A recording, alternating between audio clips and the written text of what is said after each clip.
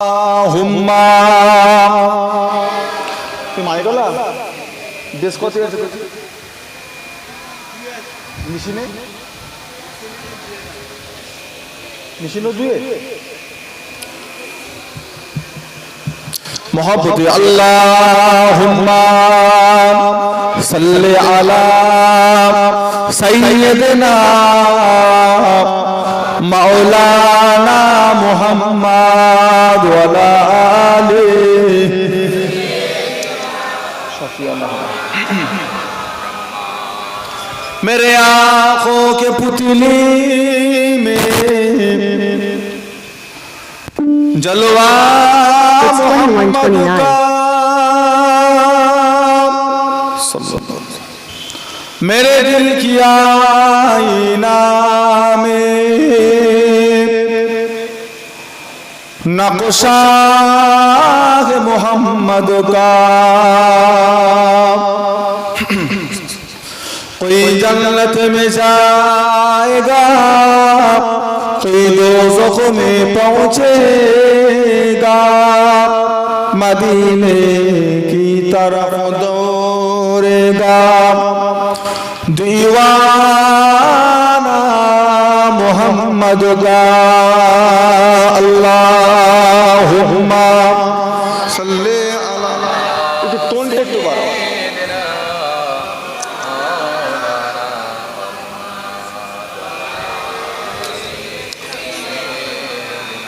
शफियाना हबीबाना मौलाना मोहम्मद मददगार जिसी का रसूले खुदा हो उसे और हिम्मतों का परवाह क्या है मदद को चले आएंगे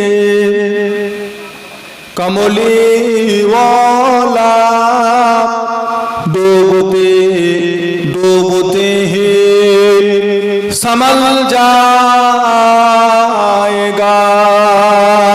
अल्लाहुम्मा सल्ले अला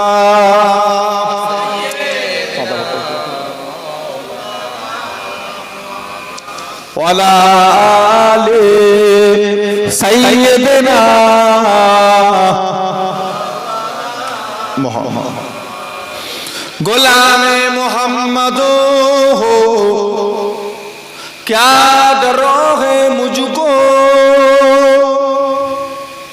गुलामे में उनकी गुजारा करूँगा अजल से परा हो मैं कदमों में उनकी जुदाई न हर किसी गवारा करूँगा अल्लाहुम्मा सल्ली अला शफियाना हबीबाना वाला आले सैयदना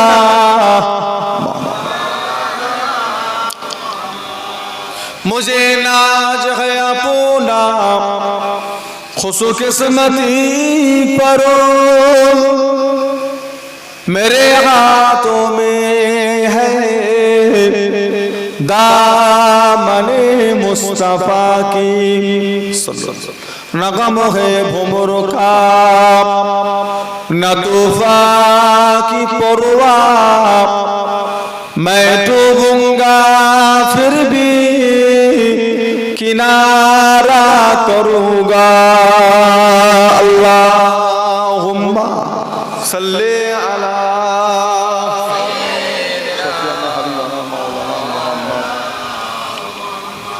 वाला आले सैयदना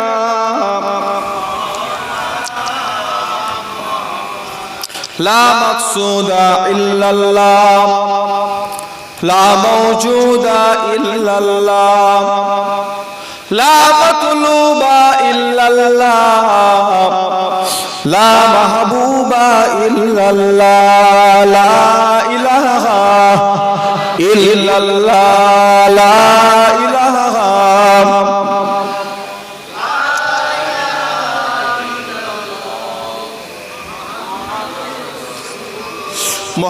সাথে কালমে লা ইলাহা ইল্লাল্লাহ।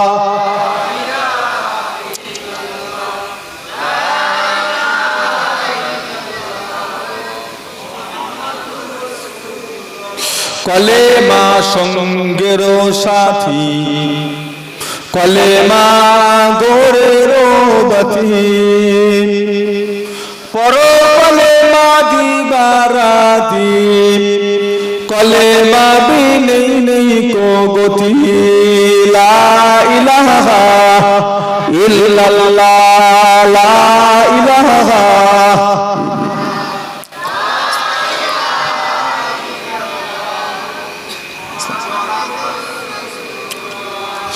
মহামূল্য সুসময় অকারণে কেন যায়, মহামূল্য সুসময় অকারণে কেন যায়, পর পর সর্বদয়। লা ইলাহা ইল্লাল্লাহ, লা ইলাহা লা ইলাহা ইল্লাল্লাহ মুহাম্মাদুর রাসূলুল্লাহ।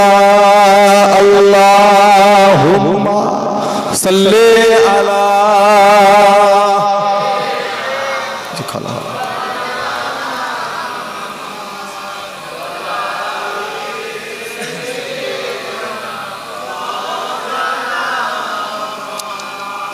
قال الله تعالى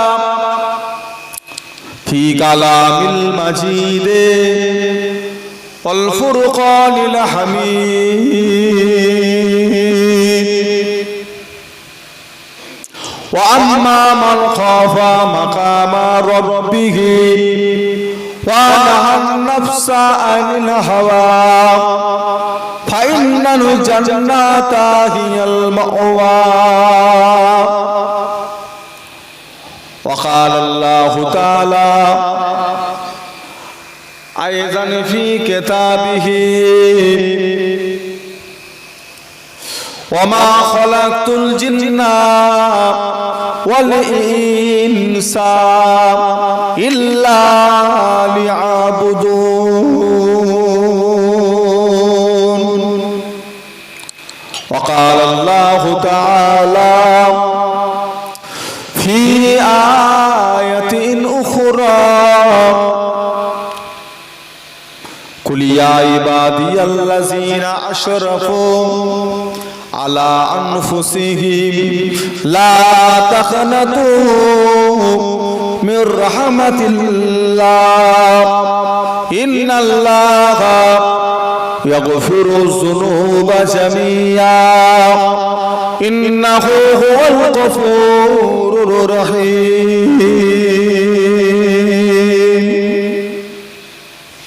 قال رسول الله صلى الله عليه وسلم لا تدخل جنة حتى يدخلوا حبيبي وأمته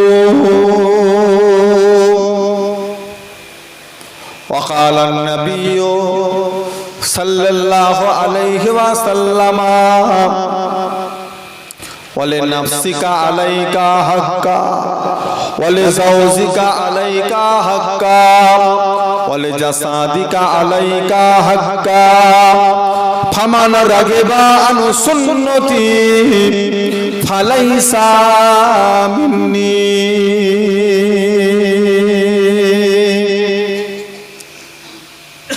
प्यारे हाज़िरीन मजलिस আমার দিনদার ইমানদার নেককার আল্লাহওয়ালা বাবাজিরা আমার ভাইজানেরা আলিম ওলামায়ে কেরাম হাফিজ কুরআন আমাদের মসজিদের ইমাম মুয়াজ্জিন সহ আমার নামাজি মুসল্লি বাবাজিরা আল্লাহ পাকের হাজী বান্দা গণেরা খাস করে আজকের মাহফিলের একনিষ্ঠ খাদিম কর্মী আমার এলাকার আমার জওয়ান যুবক আমার কমিটি ভাইজান গণেরা মাইকের আওয়াজ যত দূর পর্যন্ত পৌঁছাচ্ছে, দূর দূরান্তে বসে থাকা পর্দা নিশিনা আমাদের মা ও বোনেরা, আল্লাহ পাকের দরবারে লাখো কোটি শুকরিয়া যে আল্লাহ পাক আপনাকে আমাকে এক জায়গায় বসিয়ে একত্রিত করে আল্লাহ রাসূলের দুটো কথা শুনবার মতন তৌফিক ইনায়েত করেছেন।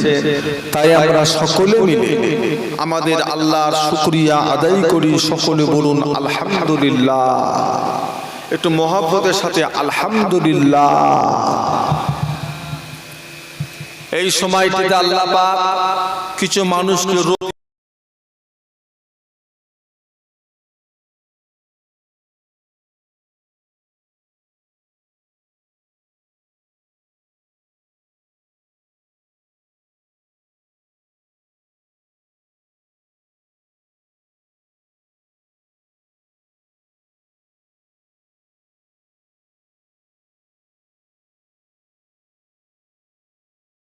মাটির ঠাকুর, একটা মাটির মূর্তি, It's 2140.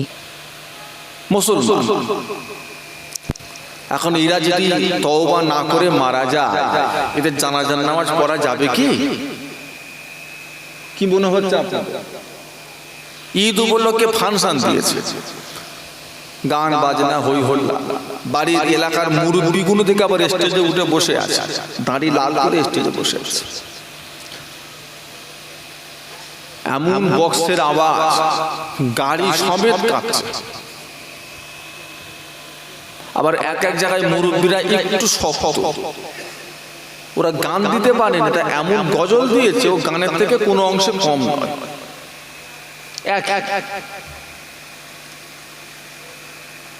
এই হচ্ছে মুসলমানদের অবস্থা। এই যে গরম, এত এত কষ্ট, পানি হচ্ছে না, এত বিপদ আপদ মুসিবত, এগুলো আল্লাহ আমাদের উপর জুলুম অত্যাচার করে দিচ্ছে না এগুলো আমাদের হাতের কামাই? বলেন তো, আমাদের হাতের কামাই। গত বছরে কুরবানির 1 মাস পর আমি উমরায় গেছিলাম। তো উমরায় যাওয়ার সময় প্লেনটা দুবাই ভায়া, কলকাতা থেকে দুবাই, দুবাই থেকে উমরা। তা নিয়ত করলাম দুবাই যখন যাচ্ছি ছেলে পুলে নিয়ে 2-1 দিন থাকি, একটু ঘুরে ফিরে দেখি। এমনি তো কোথায় যাওয়া হয় না বাবা, যেখানেই যাই জিয়ারত, ওই একটাই উদ্দেশ্য, আর না হলে কোনো বিশেষ দরকার। ঘোরান বিয়েতে তো ঘর থেকে বেরোনোই হয় না। তো দুবাই 3 দিন ছিলাম। দেশটা ঘুরে ফিরে 3টে দিনের ভিতরে আমি একটা দিনও মাইকে, একটা দিন আমি আজানের শব্দটা কানে পাই। কখন আজান হচ্ছে কি হচ্ছে, একটা দিন আমার কানে আজানের শব্দ, একদিনও আমি আজান শুনতে পাই। রাত দিন দুপুর সন্ধ্যে ফজর মাগরিব সবই ঘুরেছি, এদিক ওদিক গিয়েছি, ঘুরেছি। কোথায় যে মসজিদ আর কোথায় যে নামাজ ঘর আর কোথায় যে আজান আমি শুনতে পাই। দেশটা ঘুরে ফিরে দেশ থেকে নিয়ত করে আল্লাহ মরণ পর্যন্ত যেন এই জায়গায় আমাকে না আসতে হয়। এটা মুসলমানদের দেশ বলে পরিচয় দেওয়া যাবে না। দুবাই দেশ পুরো মুসলমান, সব মুসলমান, কোন পরিচয় আপনি মুসলমানের পাবেন না।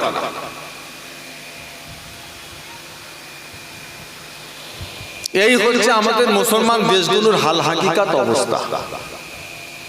লক্ষ লক্ষ টাকা খরচ এমন দেশগুলো করে রেখে দিয়েছে, ইহুদি বেঈমান কাফের 24টা ঘন্টা উঠা বসা, যাওয়া আসা, ওসব কোনো আদব কায়দা, সম্মান, ইজ্জত, সালাম কালাম, ব্যবহার, আচার, ওসব কিচ্ছু নেই। এই কিছুদিন আগে দেখলাম বন্যা হয়ে দেশটা যে হাল হয়েছে, কয়েকশো কত কোটি টাকা যে শেষ করেছে, নষ্ট হয়েছে, সব তো হাতের কামাই। ওসব মায়া করা ঠিক না। আপনারা দেখছেন আহারে মুসলমান দেশ কি হয়ে গেল, কত বন্যা। আপনি তো এখনকার দিকে মায়া করছেন, পিছনের ইতিহাসগুলো তো খুলে দেখে, কেন হবে না, কেন এই কাজগুলো হবে না, কেন? আপনি উমরায় যাচ্ছেন, আপনি হজে যাচ্ছেন, হজ থেকে ফিরছেন, এই পাশের লোক যদি দুবাইয়ের প্লেনে বসে বসে পাশের লোক যদি মদ খায়, ওয়াইন, এক গ্লাস ওয়াইন দাও, আল্লাহ গজব দেবে না কেন? একটা কথা আছে না, শ্যাকরা ঠুকটাক আর কামারে, ও সে ছোট মতো একটা সোনালি টুকুস টুকুস টুকুস টুকুস, আর কামার মেরেছে একটা ঘা, ও সোনা খুঁজে পাওয়া যাবে কোথা? সে ও টুকটুক করে যা তৈরি করেছে এক সপ্তাহ ধরে ওর এক ঘায়ে সমান করে ফেলেছে। এরা মোটামুটি আজাব গজব মুসিবত বালা বেঈমান কাফের সব হারাম টারাম বাঁচাবাচি নেই, সুদ ঘুষ ক্যাসিনো জুয়া তাস মদ মেয়ে বার হোস্টেল, সে কঠিন যা করেছে আল্লাহ পাক বিশেষ সময় লাগে, দুই একদিন এমন করেছে এই দেশটাকে ঘুরে দাঁড়াতে এখন 20 বছর সময় লাগবে, 20 বছর সময় লাগবে ওকে ঘুরে দাঁড়াতে। তা আপনি আপনার দেশ দেখেন, আপনার ঘর দেখেন, আপনার গ্রাম দেখেন, এই যে যত রকম বালা, আল্লাহ কোনোদিনই চাই না যে আমার বান্দা একটা বিপদে থাকুক। আল্লাহ কোনোদিনই চান না যে আমার বান্দা একটা মুসিবতের ভিতরে পড়ে না, এটা আল্লাহ কখনো চান না। যে আল্লাহ আপনাকে নিজের কুদরতি হাতে তৈরি করলেন, সে আল্লাহ কখনো চায় যে আপনারা বিপদ আপদ মুসিবতে কষ্ট পান? এগুলো হচ্ছে আমাদের হাতের কামাই। যা দেখছে দুনিয়ার বুকে বিপদ আপদ সব আমাদের হাতের কামাই। আল্লাহ পাক আমাদেরকে এই সমস্ত মুসিবত থেকে হেফাজত করে। আল্লাহ পাক বিশেষ করে আমার বাইতুল মুকাদ্দাস, আমার প্যালেস্তাইনের মুসলমান, বাইতুল মুকাদ্দাসের মুসলমান, গাজা ফিলিস্তিনের মুসলমানদেরকে আল্লাহ ইহুদি বেঈমানদের অত্যাচার থেকে আল্লাহ হেফাজত করে। বলুন আল্লাহু আকবার। একটু মহব্বতে বলা যাবে না? 6টা মাস অনাহারে দিন যাচ্ছে বাইতুল মুকাদ্দাস মুসলমান, 6টা মাস খাওয়া নেই দাওয়া নেই, কে ঘাস খাচ্ছে, কে নর্দমার নোংরা পানি খেয়ে খেয়ে পেটের জ্বালা বড় জ্বালা খেয়ে খেয়েছে। বাড়ির সুন্দর সুন্দর মেয়েগুলোকে নিয়ে গিয়ে ইহুদিরা নিয়ে গিয়ে আনন্দ করছে, ফুর্তি করছে, জানে মেরে ফেলে দিচ্ছে। পৃথিবীর ভিতরে এত দেশের ভিতরে 63টা মুসলমানের দেশ, 63খানা, তার ভিতরে সৌদি বলেন, কাতার বলেন, কুয়েত বলেন, দুবাই বলেন, এইগুলো হচ্ছে খুব হাই, খুব হাই। ওদের দেশের 1 টাকা সমান আমার দেশের 30 টাকা 50 টাকা, কুয়েতের 1 টাকা সমান আপনার দেশের 82 টাকা। একটা দেশও ওই ফিলিস্তিনের মুসলমানদের পাশে একটা দেশও গিয়ে বলেন দাঁড়িয়েছে, এক গাড়ি খাবার পেটিয়েছে। ওদের দেশে বয়স্ক কি মুরব্বী কি বাচ্চা কাচ্চা গুলোকে প্লেনে করে একটু নিজের দেশে রাখা, বা ওই যে প্যালেস্তাইন যে বেঈমান ইহুদি দেশ, ওদেরকে তেল না দেওয়া, খাবার দাবার না দেওয়া, একটু জব্দ করা করেছে কোন মুসলমান দেশ করেছে? টোটাল দিকে তো মুসলমান, ওটা তো ইহুদিদের দেশ নয়, দেশটা তো মুসলমানের দেশ। ওদেরকে দয়া করে, আমাদের এলাকায় আগে জমিদারেরা চাষবাস করতো, 200 বিঘে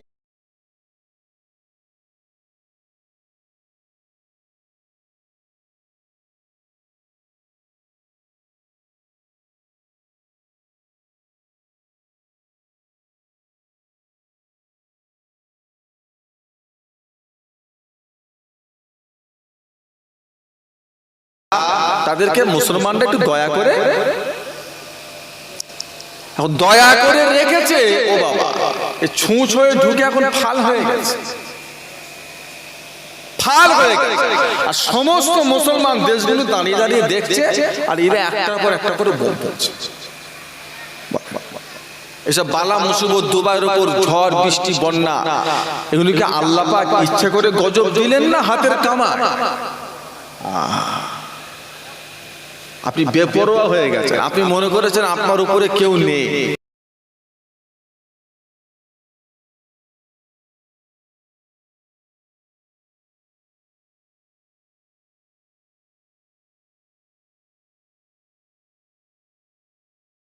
পশ্চিম বাংলার মুসলমান অনেক শান্তিতে আছে, আল্লাহ পাক আমাদেরকে এখন অনেক ভালোভাবে রেখেছে। তবে আমাদের ছেলেপুলেরা, আমাদের ভাইরা, এরা দিন দিন এমন বেঈমানদের মতো কাজকর্ম করছে, বলে না একজন অন্যায় করবে আর 10 জন জ্বলে মরবে। পাড়ার ভিতরে যদি একটা যদি চোর থাকে, ওই পাড়া সে পাড়া চুরি চামারি করে বেড়ায়, অন্য পাড়ার লোকেরা খবর পেয়ে আসছে, কখন ঘর ভাঙতে, কখন দৌড় ভাঙতে, কখন ধরতে, কখন পুলিশ আসছে। আচ্ছা, ওরা আশপাশের বাড়িওয়ালাগুলো শান্তিতে আছে না কষ্টে আছে? কেন, ওরা কি দোষী? ওরা দোষী না, কিন্তু ওর কাজকর্ম একজন করছে আর 10 জন জ্বলে মরছে। রোজার মাস, আল্লাহ পাকের নিয়ামতের মাস ভিতরে রোজার মাস হলো যেই মাসের যাজা বদলা আল্লাহ স্বয়ং নিজে কুদরতি হাতে বান্দাদের দেবেন, কোন ফেরেশতাদের দিয়ে আল্লাহ দেওয়াবেন না। জোরে বলা যাবে? 30টা রোজা রাখার পরে আল্লাহ একটা রাত দিয়েছিলেন, যে রাতটাকে আমরা বলি চাঁদ রাত। রাতটার কথা আল্লাহ রাসূল বলেছেন লাইলাতুল জাযা, পুরস্কার বিতরণের রাত। সেই রাতে আমাদের ছেলেদের কাজ কাম বেশি পড়ে যায়, কেউ পার্লারে, কেউ সেলুনে, কেউ কাপড়ের দোকানে, যত কিনার কাটার ব্যবস্থা সব ওই চাঁদ রাতে। চাঁদ রাতে যদি আপনি দোকানদারি করতে যান, দোকানে মাল কিনতে যান, দোকানদার মালের দাম ঠিক নেবে না বেশি নেবে? না তো আজকে শেষ, যতটা পারিস কাল থেকে আর আসবে। তাহলে দুনিয়াবিও লস, আর চাঁদ রাতে যে আল্লাহ পুরস্কার দেবে, সেলুনে বসে থাকলে পাওয়া যাবে তো? তাহলে আখেরার দিক দিয়ে আমার একটা সহজ হিসাব বুঝে গেছে, কি জানেন? ইহকালের কাজ আগে, পরকালের কাজ কথা বলবেন তো? হিসাবটা সহজ, হিসাবটা সহজ না? ইহকালের কাজ আগে, টাকা পয়সা ধন দৌলত জিনিসপত্র, বলছে পরকাল, বলছে পরকালের কাজ পরে। কত পরে? বলছে পরে 65 হয়ে গেছে, বলছে এখনো পরে, আবার কবে পরে? এই একটা আমাদের সহজ হিসাব। কি সুন্দর যুক্তির কথা। ইহকালের কাজ আগে হোক, আগে দুনিয়াদারি হোক, পরকালের কাজ ওটা পরে দেখা যায়।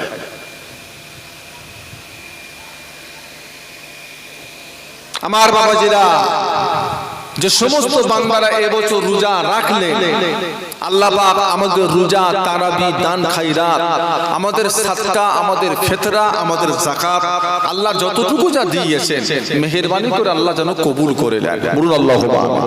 একটু মহব্বতে বলা যাবে না? নিয়ামতের মাস পার করে চলে এলাম, সেই মাসও আল্লাহ একটু একটু মাঝে মাঝে গরম।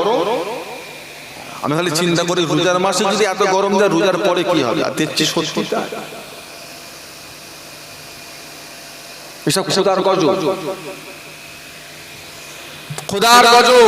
আল্লাহ আমাদের জানে সবর দেয়, আল্লাহ আমাদের ধৈর্য সবরকে আল্লাহ বাড়িয়ে দেয়, আল্লাহ পাক আমাদের বিপদ আপদকে আল্লাহ পুরস্কার দিয়ে আল্লাহ পরিবর্তন করে দেন। বলুন আল্লাহুম্মা আমিন। আল্লাহ দিক বিপদ সেই অনুযায়ী আল্লাহ যেন সবর ধৈর্য দেন, আল্লাহ পাক আমাদেরকে হেফাজত করে, ঈমান আমল খাতেমা বি খায়র আল্লাহ আমাদের নসিবে যেন কবুল করে। বলুন সকল আল্লাহুম্মা। আল্লাহ রাসূল বলেছেন, রোজাদার বান্দা একটা মাস যারা রোজা রাখলো এবং রোজার পরে সওয়ালের চাঁদে যে ব্যক্তি আরো 6টা রোজা রাখলো, 6টা, এই 36টা রোজা যে রাখলো, ওই ব্যক্তি একটা বছর রোজা রাখার সওয়াব পেয়ে গেল। একটু মহব্বতে বলা যাবে না? আল্লাহ রাসূল বলেছে, রোজাদারদের জন্য দুটো খুশি, এদের জন্য দুটো আনন্দ। এক নম্বর হলো, একটা আনন্দ হলো তার ইফতারি সামনে নিয়ে যখন বসে আজানের অপেক্ষা, আল্লাহ পাক ওই সময় সমস্ত ফেরেশতাগুলোকে ডাক দিয়ে কাছে ডাকে, ডেকে বলে, ফেরেশতারা আমার বান্দাগুলো খাচ্ছে না কেন? কি অপেক্ষায় তারা আছে? তাদের সামনে খাবার আছে, তারা খাচ্ছে না। ফেরেশতারা এই সময় জবাব দেবে, আল্লাহ পাক, ও রব্বুল আলামিন, আল্লাহ পাক তারা খাবে না, তারা আপনার হুকুমের অপেক্ষায় তারা দাঁড়িয়ে অপেক্ষা করছেন। আল্লাহ পাক যতক্ষণ না পর্যন্ত আপনার হুকুম না হয়, আপনার বান্দারা খাবার খাবে না। খেলে তারা খেতে পারে, তবে আপনার হুকুমের অপেক্ষায় তারা রত আছে, অপেক্ষা করছেন। এই কথাখানা শুনে আল্লাহ বড় খুশি হয়ে যান, আল্লাহ বড় আনন্দিত হয়ে যান। আল্লাহ আল্লাহ পাক ওই সময় বলে ও আমার ফেরেশতারা এই সময় আমার বান্দা বান্দিরা যেই দোয়াটা চাইবে আমি আল্লাহ তাদের একটাও দোয়া ফিরিয়ে দিতে পারবো না, দেব না। প্রতিটা রোজাদার বান্দার দোয়াকে এই সময়ের দোয়াকে আমি আল্লাহ পাক কবুল করে নেব। একটু মহব্বতে বলুন না, নারে দেখবে। ওই একটা ছিল রোজাদারদের বড় খুশি, বড় আনন্দ, ইফতারি সামনে নিয়ে দোয়া চাওয়া। শুধু এটা রোজা বলে আল্লাহ রাসূল বলেছেন কয়েকটা সময়ের দোয়া কবুল হয়। তাহাজ্জুদের ওয়াক্তে, ফজরের ওয়াক্তে, আসরের নামাজের ওয়াক্তে দোয়া কবুল হয়। তার ভিতরে একটা সময় হলো আজানের, মাগরিবের আজানের আগে ইফতারি সামনে নিয়ে দোয়া চাওয়া। এই দোয়া ফিরে আসবে না, কবুল হবেই হবে। বলুন ইনশাআল্লাহ।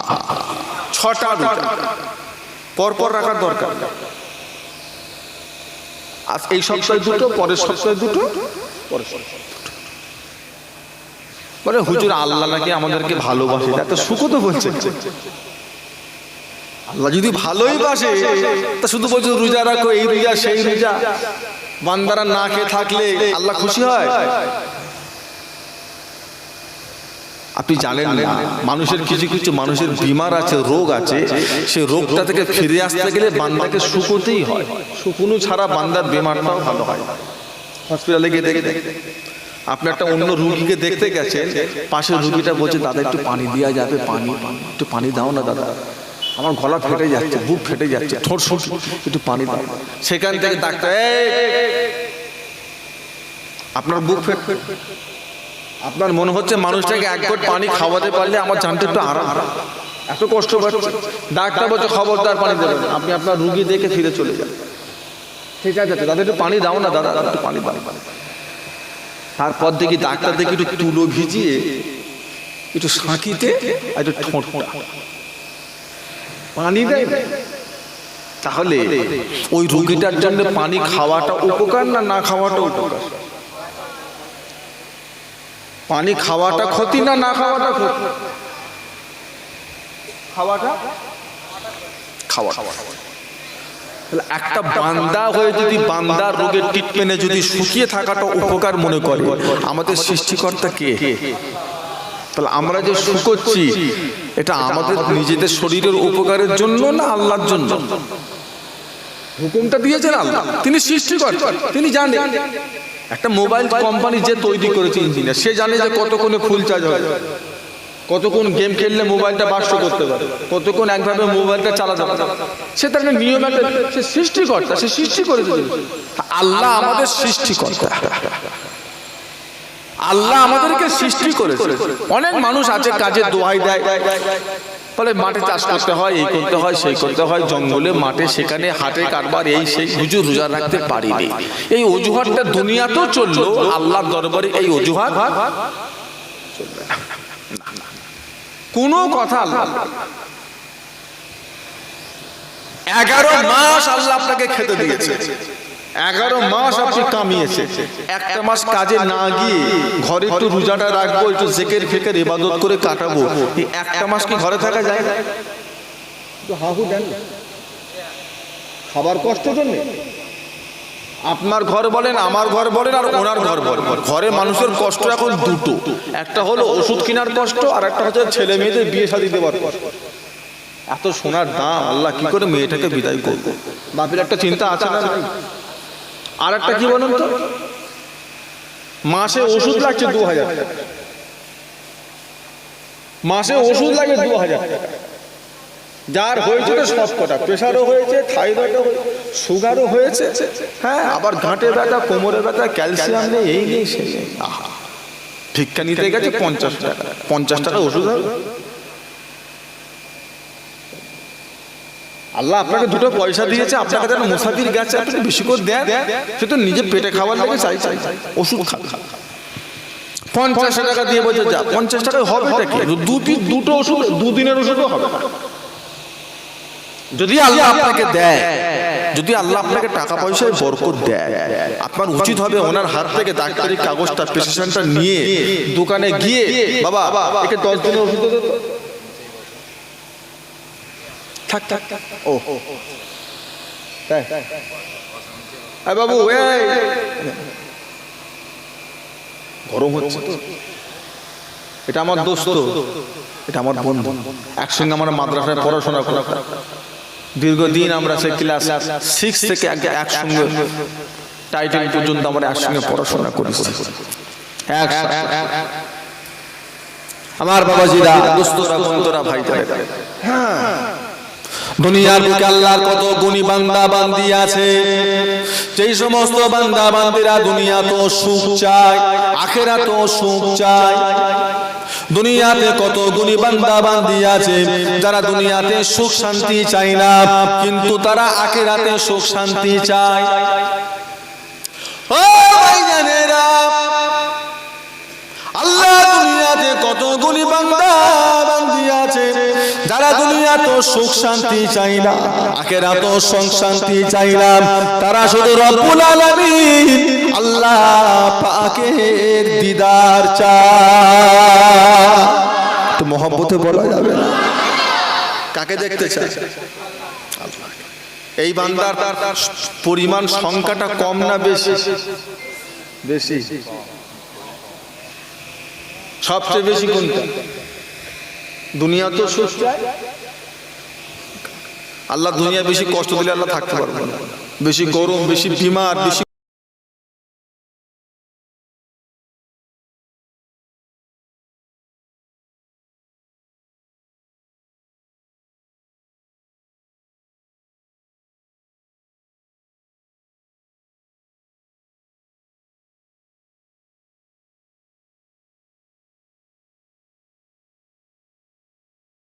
কাউকে বলে না, কাউকে শোনায়, সব কষ্ট যা হচ্ছে হয়ে যাক। আল্লাহ কবরে একটু সুখ দিও, আখিরাতে একটু।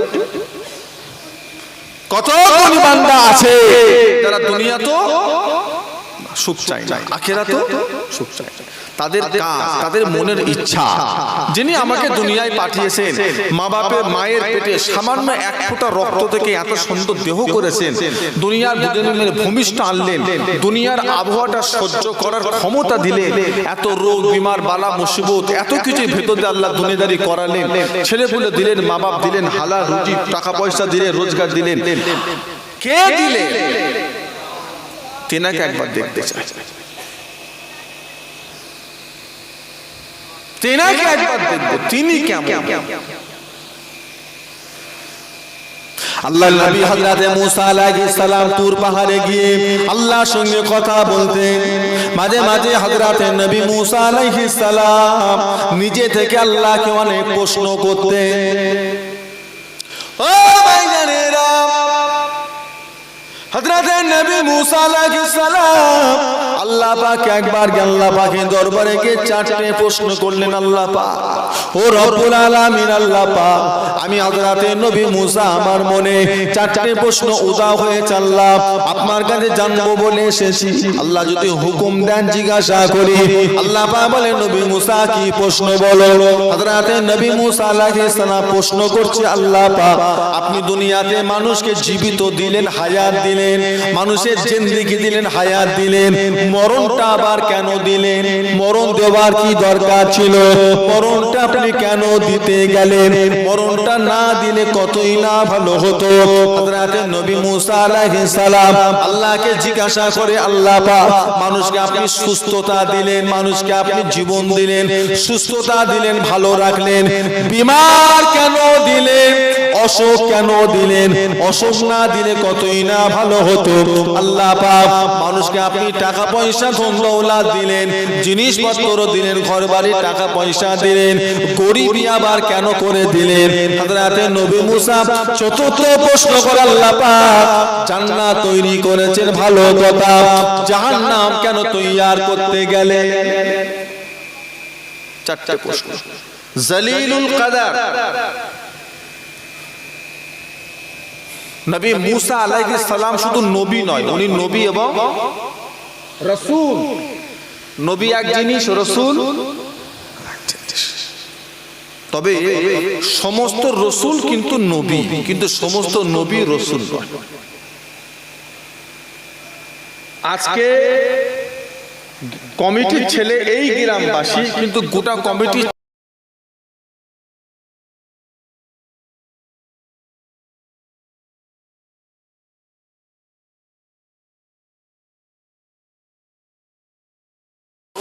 যারা রসুল তাদের উপরে আল্লাহ নতুন দিন আল্লাহ কায়েম করেছিলেন। যারা রসুল তাদের উপরে আল্লাহ আসমানে কিতাব নাজিল করেছিলেন। আর যারা নবী তারা পূর্বের জামানার যে রসুল ছিলেন তেনার ওই হুকুমটাকে তাদের দ্বারা আল্লাহ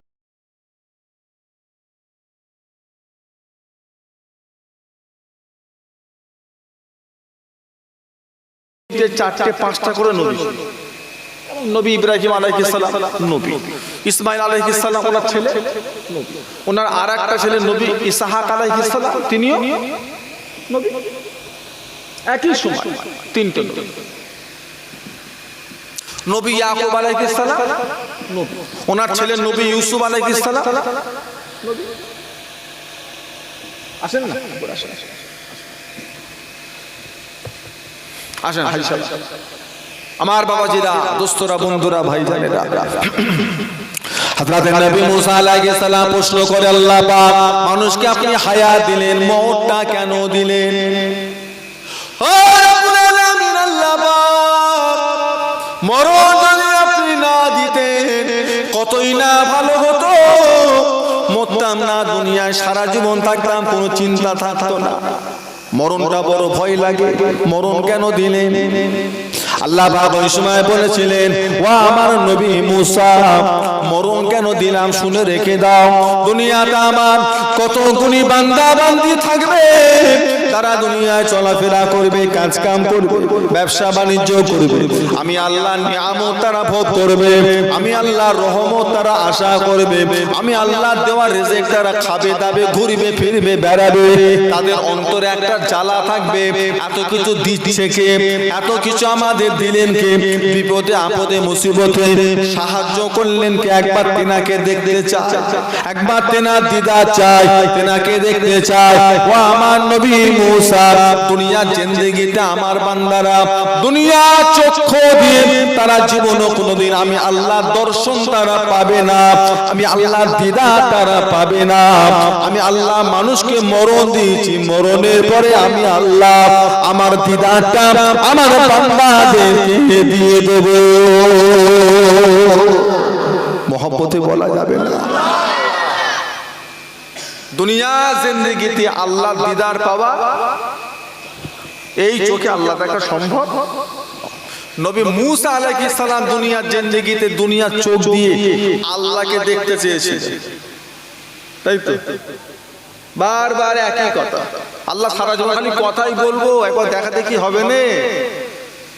আল্লাহ একবার আপনার চেহারাটা দেখি না। আল্লাহ বলে লান তারা, সহ্য করতে পারবে? সহ্য করতে পারবে? আল্লাহ একবার দেখি না। যেদিন আল্লাহ পাক একবার শুধু একটা মুহূর্তের জন্য ৭০,০০০ নূরের পর্দাটাকে আল্লাহ একবার শুধু ছড়িয়েছে। কি হলো? জ্বলে পুড়ে তুর পাহাড় শেষ, নবী মুসা অজ্ঞান হয়ে, জিবরাইল যদি পানি টানি দিয়ে হুঁশ না ফিরে দেন কিয়ামত পর্যন্ত আর হুঁশ।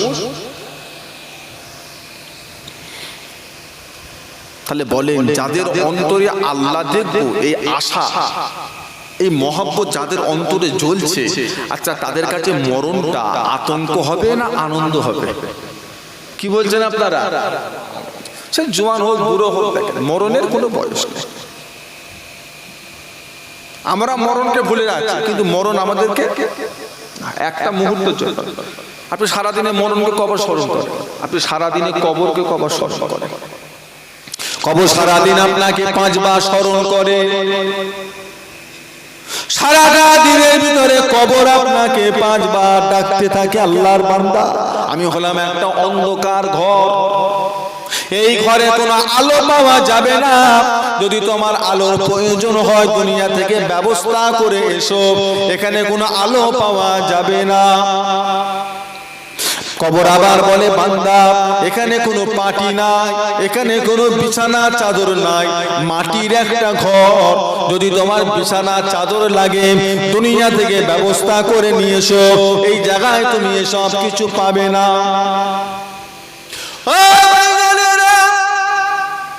কবর আপনাকে আমাকে প্রতিদিন বলে আল্লাহর বান্দা এটা হলো সাপের ঘর, এটা হলো পোকামাকড়ের ঘর, এই কবরটা হলো বিচ্ছুকের ঘর, বিষাক্ত পোকার ঘর।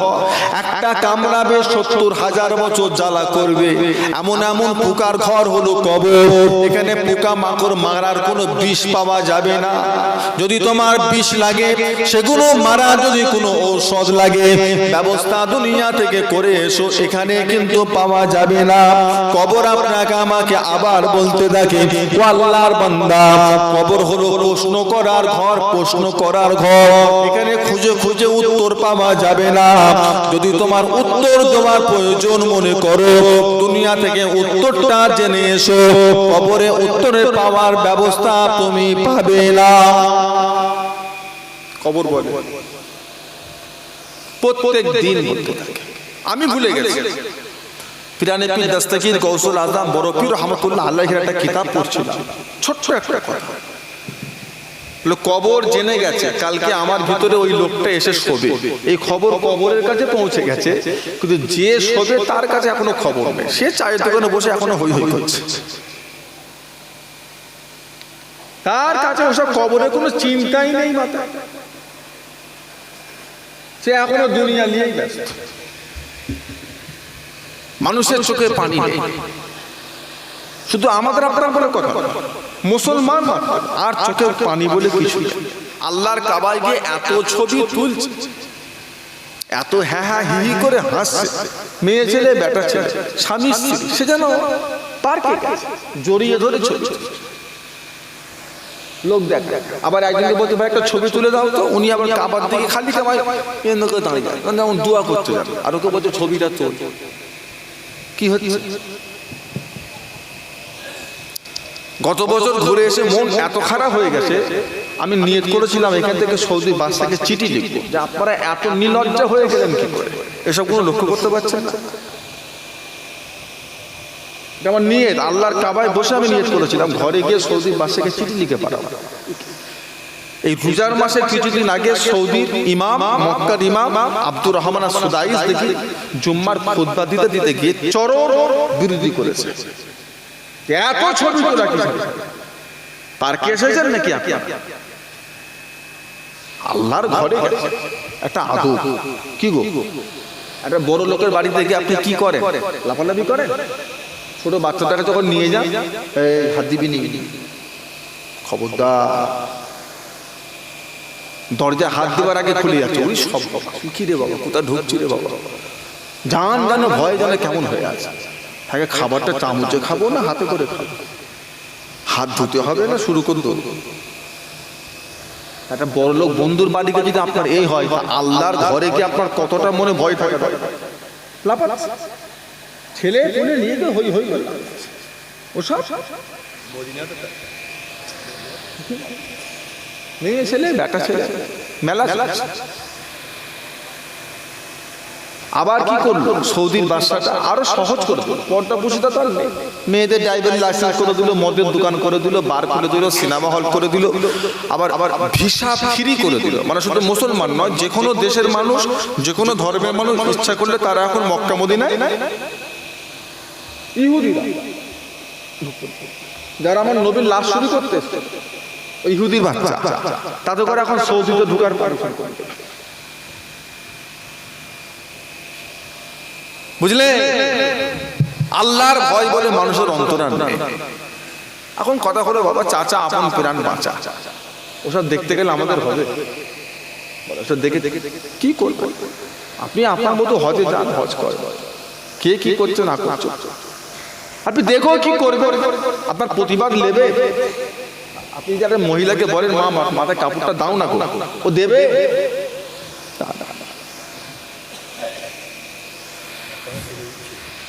নিজের অন্তরে আল্লাহর ভয়, খৌফ ইলাহি। বলে হুজুর অন্তর কঠিন হয়ে গেছে। আহা কোরআন পাঠ করেন। আপনার অন্তর যত কঠিন হোক, ওমর ফারুকের থেকে আপনার অন্তর কঠিন নয়। যে ওমর আল্লাহর রাসূলকে কি করতে এসেছে? কতল করবে, জানে মিটিয়ে দেবে। মক্কার হাজার হাজার হাজার হাজার কাফেরের ভিতরে কারো সাহস হলো নি মুহাম্মাদের গলা কাটবে, ওমর ফারুক নিয়ত করেছে গলা কাটতে যাবে। কতটা মন শক্ত, কতটা সাহস! সে ওমর ফারুকের কানে যখন কোরআন পাকের আওয়াজ চলে গেল, ওই কঠিন অন্তরটা আস্তে আস্তে নরম হয়ে গেল। মহব্বতে বলা যাবে নরম হয়ে গেল। যে ওমর রাসূলুল্লাহকে কতল করার জন্য এলো, বোনের বাড়ি গিয়ে কোরআনের আওয়াজ শুনে কোরআন পড়ে তরওয়ালকে ফেলে দিয়ে রাসূলুল্লাহর হাতে হাত রেখে ঈমানের কলেমা পড়ে ঈমানদার হয়ে ঘরে ফিরে গেলেন। এটা একমাত্র কোরআন। এটা কার কথা? কোরআন পড়ে। হুজুর পড়তে পারিনি, মোবাইলে চালিয়ে শোনেন, অন্তর কি হবে? নরম, পাষাণ অন্তর নরম। যদি আপনার অন্তরটাও না নরম হয়, মুর্দাকে গোসল দেন। কবরের ভয় নেই, আল্লাহর ভয় লাগে না, নামাজ পড়তে ইচ্ছা করছে না, কেউ মারা গেলে কবর ওই মুর্দাকে গোসল দিকে যান। মানুষটা কতটা নিরুপায়, গোসল দিতে দিতে ওই মুর্দা যদি হাতটা খাটিয়া থেকে পড়ে যায়, ওই হাতটা নিজেকে তুলে রাখার মতো আপনার ক্ষমতা নেই। ওই হাত যে ঝুলে আছে, ঝুলে আছে। গোসল করাতে করাতে কানে যদি পানি চলে যায়, কানে পানি গিয়ে কানটা যদি পরিপূর্ণ হয়ে যায়, কান থেকে পানিটা ঝেড়ে ফেলার মতো কোনো ক্ষমতা নেই। গোসল করাবার সময় মুর্দাকে উযু করাতে হয়, উযু করাবার সময় গালে যদি পানি না দেওয়া যায়, কমসে কম একটা কাপড়কে ভিজিয়ে নিয়ে, কটন কাপড়কে ভিজিয়ে নিয়ে ভেতরটা ভালো করে পরিষ্কার করে দিতে হয়, নাকের ভিতরটা পরিষ্কার করতে হয়। যত কষ্ট হোক, যদি গোসলের পানিটা গরম বেশি হয়ে যায়, সহ্য করতে পারছি না, এটা বলার মতো ও মুর্দার কোনো ক্ষমতা নেই। মুর্দাকে গোসল দেয় কি? ভাড়া করার লোক, ভাড়া করার লোক। বাপ মারা গেছে নিজে দেয়, দাদু নানা মরে গেছে নিজে গোসল দেয়। ভাড়া করার লোক দিয়ে কতদিন চলবে? বাড়ির বউ চাচি কোনো মারা গেলেও ভাড়া করে আনবেন নাকি? নিজেরা শেখে। আপনার মা ইন্তেকাল করে পাড়ার অন্য জাতিকে নামাবেন কবরে? না, আমার মায়ের লাশের ঘর। অন্য মহিলা আপনার মায়ের হাতে অন্য পুরুষের হাত ধোয়াটা হালাল হবে না হারাম? আপনি নাবেন কবর, আপনি কবরে নাবেন। আপনার মামাতো ভাই তাকে নাবা, আপনার ফুফুতো ভাই তাকে নাবা, কি আপনার ছেলে যদি উপযুক্ত হয় ছেলেটাকে কবরে নাবা, নিজে নাবে। মায়ের লাশটা নিজে হাতে ধরে, মায়ের লাশটা নিজে হাতে ধরে কবরে নামা, বাপের লাশটা নিজেরা ধরে কবরে নামিয়ে মাছটা যখন সাজানো হবে, সাজানো হবে, যখন মুখের কাছে শেষ মাছ দেওয়া হবে, ওই সময় বাপের মুখটা আর একবার দেখার চেষ্টা করেন, আর একবার দেখেন, আর মনে মনে উপলব্ধি করেন এটা শেষ দেখা। এই দুনিয়ার জীবন আর কোনোদিন বাপের চেহারা দেখা হবে না, এটা জীবনের শেষ দেখা। দেখেন তো অন্তরটা নরম হয় কি? দেখুন, সে বাপ হোক, চাচা হোক, পাড়ার চাচা হোক, কোন হাজি সাহেব হোক, কোন আল্লাহওয়ালা হোক, শেষ বেলা একবার মুখটা দেখবে, এই বাঁশটা দিয়ে দিল আর খোলা, এই শেষ দেখা। ওই সময় মুখটা দেখে মনে মনে উপলব্ধি করবে কেউ নেই। যাদেরকে আপনি বলছিলেন এটা আমার ছেলে, এটা আমার ছেলে, এটা আমার মেয়ে, এটা আমার ভাই, এটা আমার শালা, এটা আমার বন্ধু, যাদেরকে আমার আমার করছিলেন, আপনার মরার পরে কবরে দেওয়ার লেগে ওরাই আগে তাড়াতাড়ি করবে। কখন দিবি রে? তাড়াতাড়ি চ, আর দেরি করছি কেন? তাড়াতাড়ি দেখবেন তাড়াহুড়োটা ওদেরই আগে। কথা ঠিক না বলবা? ওদের দেব তাড়াহুড়োটা আগে হয়ে গেছে। সন্ধ্যাবেলা চায়ের দোকানে বসে কত গল্প, কত আড্ডা, কত ঠাট্টা, কত আনন্দ, রাত 12টার সময় দুজনে ঘরে চলে গেলেন। রাতে গিয়ে আপনার মরণ হয়ে গেল। ফজরের মাইকে ঘোষণা হয়ে গেল আব্দুর রহমান ইন্তেকাল হয়ে গেছে। আপনি বন্ধু মাথায় হাত, আল্লাহ এই রাতে বেলা কত গল্প করলাম, মানুষটা মারা গেল, মনটা খারাপ হয়ে গেল। ফজরের নামাজটা আদায় করে নি আব্দুর রহমান বন্ধুর বাড়ি হেঁটে হেঁটে যাচ্ছে। হেঁটে হেঁটে দরওয়াজার কাছে গিয়ে সব লোকজন দাঁড়িয়ে আছে। ছেলেটাকে ডেকে বলছে লাশ কোথা? কি বলছে? আর নাম ধরে ডাকে না, সম্পর্ক কো সন্ধ্যাবেলা যে দুজনে বসে অত চানাচুর মুড়ি খেলে, লাল চা খেলেন, কত গল্প করলেন। ভাই আব্দুর রহমান শোন না রে, এই ভাই শোন না রে। আর ফজর বেলায় গিয়ে কি বলছে? কই আর নাম ধরে বলে না তো, এই কই তোর আব্বা কই বলে না তো, কি বলছে?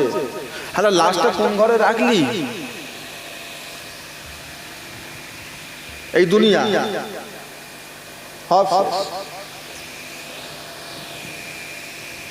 দেখি কত বন্ধুত্ব, কত আদর আপ্যায়ন, কতই না ভালোবাসা, কত বন্ধুত্ব, কত সুন্দর ব্যবহার আচার, একসঙ্গে খেলাধুলা ঘোরাফেরা। যদি একবার বাড়ির লোক বলে দেয় চাচা আমার আব্বার সাথে তোমার তো অনেক সম্পর্ক ছিল, আজকে রাতটা আমার বাপের লাশটা তুমি একটু পাহারা দাও, কথা বলুন তো সাহস আছে? সাহস আছে? একটা ভয়ের ব্যাপার আছে।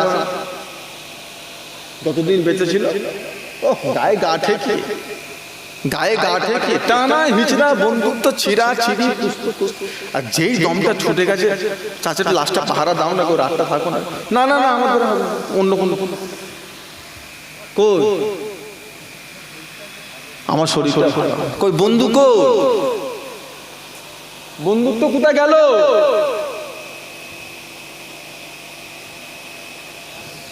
এই হলো দুনিয়া।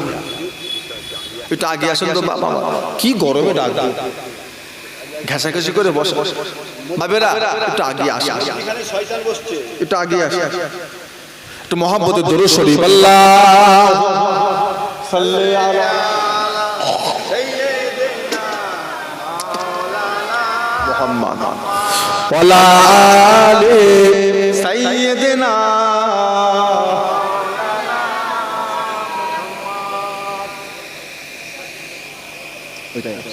আমার বাবাজিরা, দোস্তরা, বন্ধুরা, ভাইজানেরা, জীবন করে তোলে আমাদের আপন বলে দুজন, মা বলেন, বাপ বলেন, ভাই বলেন, দাদু বলেন, চাচা বলেন, বন্ধুত্ব বলেন, এরা আমাদের তো আপন নয়। ভাইজানেরা, বিশ্বাস করেন আর নাই করেন, কথাটা মানতে পারেন আর নাই পারে, এরা আমাদের তো আপন নয়। আমাদের আপন হয়ে যাবে আল্লাহ, আল্লাহ রাসূল। মহব্বতে বলা যাবে না? হযরতে নবী মুসা আলাইহিস সালাম বলছে আল্লাহ যদি বান্দাকে এতই ভালোবাসে, যদি বান্দাকে আপনি এতই পিয়ার করেন, মহব্বত করেন, আল্লাহ বান্দাকে সুস্থতা দিয়েছেন, ভালো কথা, বিমার কেন দিলেন, অসুখ কেন দিলেন, রোগ কেন দিলেন, এগুলো দেওয়ার কারণটা কি? রোগ না দিলে কতই ভালো হতো। আল্লাহ পাক ওই সময় বলেন নবী মুসা, ও হযরতে নবী মুসা, আমি আল্লাহ যদি বান্দাকে বিমার যদি না দিতাম, অসুখ যদি না দিতাম, আমি আল্লাহ বান্দাকে যদি অসুখ বিমার যদি না দিতাম, আমার বান্দা জীবনও কোনোদিন আমি আল্লাহকে স্মরণ করত না। সত্য না মিথ্যে? বিমারীরা বেশি আল্লাহ স্মরণ করে না সুস্থরা? অসুখ বিসুখীরা বেশি আল্লাহর ইবাদত করে না যারা সুস্থ তারা বেশি ইবাদত করে? কি বলছেন? অসুখের ইবাদত বেশি করে? তো অসুখ বিমারী মানুষ তো ঘরে শুয়ে থাকে।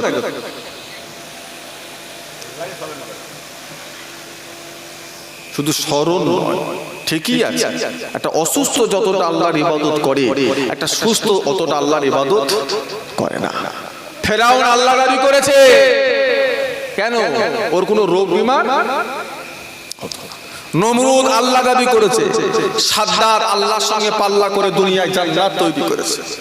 নমরুদ আল্লাহ দাবি করেছে, কারুন কোটি কোটি টাকার সম্পত্তির মালিকানা জোগাড় করেছে, আল্লাহ বলছে সব তোর হালাল, তুই সব নে, শুধু শতকরা 2.5 টাকা যাকাত দে। আমি এটাও পারবো, ও বলছে আমি এটাও আমি পারবো। কেন তো আমার টাকা আমি কেন দেবো? ফেরা কারুনের হাত ছিল সোজা, আমরা হাত যত সোজা করি রেখে পানি দিই, হ্যাঁ গোটা হাতে সব জায়গায় পানি থাকবে বলবে না? আর কারুনের হাত ছিল পানি বলতে খুব কিপটে। নবী মুসা বলছে কারুন সব তোমার, টাকা পয়সা সব তোমার। আল্লাহ বলেছে শতকরা 2.5 টাকা তার বান্দাতে করে একটু, তারপর তুমি তোমার কেন দেবো? কারুন বেঈমান দেখছে নবী মুসা তো উল্টো পাল্টা কথা বলছে, দিতে বলছে কেন? ফাঁসাতে হবে, এমন ফাঁসাবো মুসার উঠে দাঁড়াতে পারবে। হ্যাঁ, একটা গর্ভবতী মহিলাকে ঈদে দাঁড় করিয়ে বলছে তুই যদি বলিস যে এই পেটের বাচ্চা নবী মুসা, তো যত টাকা লাগবে সব আমি দেব, তোর কি লাগবে তোর শুধু ফাঁসিয়ে দে। তারপরে নবী মুসা ফেঁসে যাবে, লোক সম্প্রদায়ের কথা বলতে পারবে না, অনেকে আর কেউ মানবে না, তাহলে আমাকে জাকাত দিতে হবে না। নবী মুসা মিজাজ যে মহিলা বলেছে উঠে দেরি যে পেটে বাচ্চা নাউজুবিল্লাহ মিন যালিক, নবী মুসা এই কি বলছিস, তোর পেটে বাচ্চা আমার? এমন আল্লাহ পাক তাকে নবুয়তের ফায়েজ এমন ভাবে মিজাজ দেখিয়ে দেখিয়েছে, মহিলা বলছে না হুজুর, না হুজুর, আমাকে কারুন বলতে বলেছে, সব মিথ্যে কথা। এবার কারুন ছুটে পালাচ্ছে, আল্লাহ নবী মুসা যা, নবী মুসা কারুনের শাস্তির দায়িত্ব আমি আল্লাহ তোমাকে দিয়ে দিলাম, যেমন পারো শাস্তি দাও। তো তোমার সঙ্গে বিয়াদবি করেছে, তুমি আল্লাহ কিভাবে শাস্তি দেবো? আল্লাহ বলে যাও এই মাটিটা তোমার গোলাম করে দিলাম, মাটিকে যেমন বলবে মাটি সেইভাবে কারুনের সঙ্গে ব্যবহার করবে, যাও।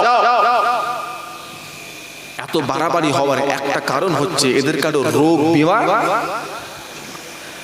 আমাদের মধ্যে কিছু আছে জিম করে, ব্যায়াম ট্যাম করে, মাসাল টাসাল ফুলায়, বুঝলেন না, বুক উঁচু করে মিজাজের সাথে ঘুরে ফিরে বেড়ায়, ঝগড়াঝাটি হলে আবার নিজেরা ইচ্ছা করে আগে চলে যায়, অত বকছি কেন, 2-3 থেকে চেয়ে গিয়ে কাছে মারবো, চিনি। আরে বাবা মিজাজ ওর যদি মাঝে মাঝে আল্লাহ যদি বুকে ব্যথা একটু যদি দমের কষ্ট হতো, তাহলে এই মিজাজটা ও, তাহলে রোগ বিমার যে আল্লাহ আমাদেরকে দেয় এটা আমাদের ভালোর জন্য না খারাপের জন্য? বলেন না। কখনো এটাকে নিয়ে মন ছোট করবেন না, আল্লাহ শুধু আমাকে রোগ দেয় বিমার দেয় না, আল্লাহ আপনাকে ভালোবাসে। রোগ যদি না হয় আপনি তো বেঈমান হয়ে যান, সুস্থ হতে হতে হতে হতে আপনি কি হবে? মানুষের কাছে পাঙ্গা নিতে নিতে আবার কার সঙ্গে পাঙ্গা নিচ্ছে?